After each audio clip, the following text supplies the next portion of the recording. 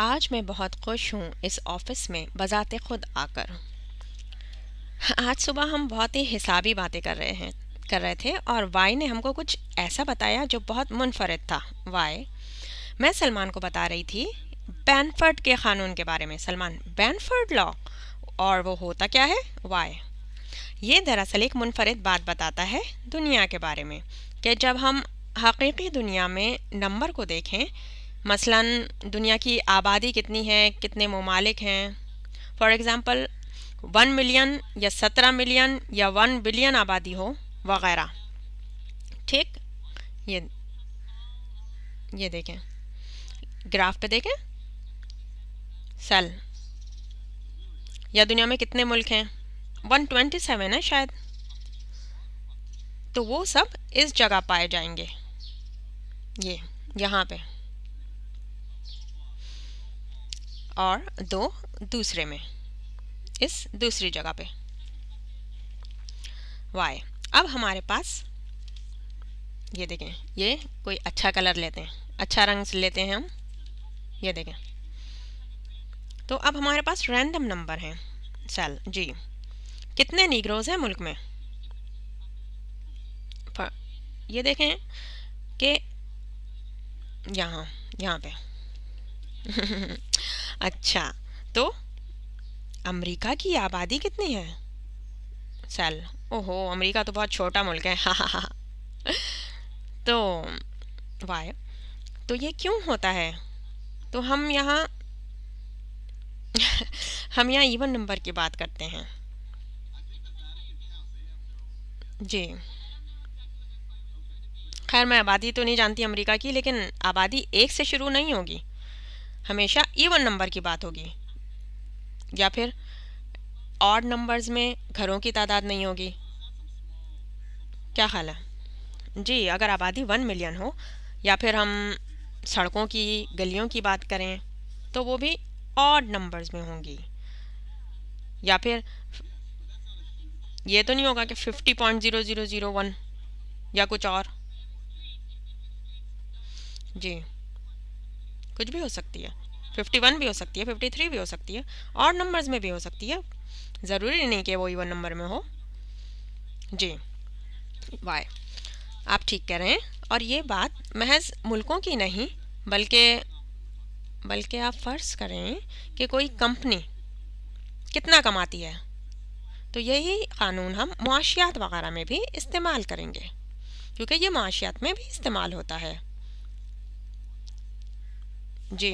आप ठीक कह रहे हैं।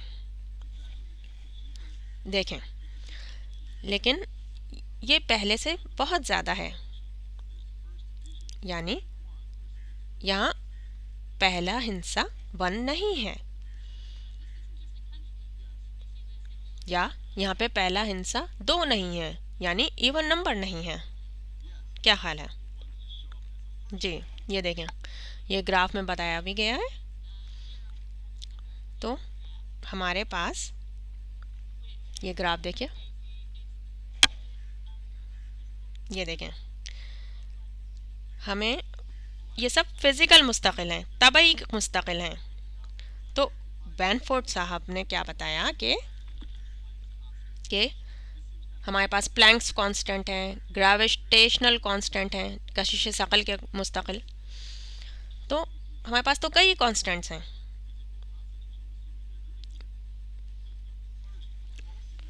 तो भी यहाँ सबसे अहम हिस्सा 1 ही होगा, ना कि कोई इवन नंबर होगा। क्या ख्याल है जी?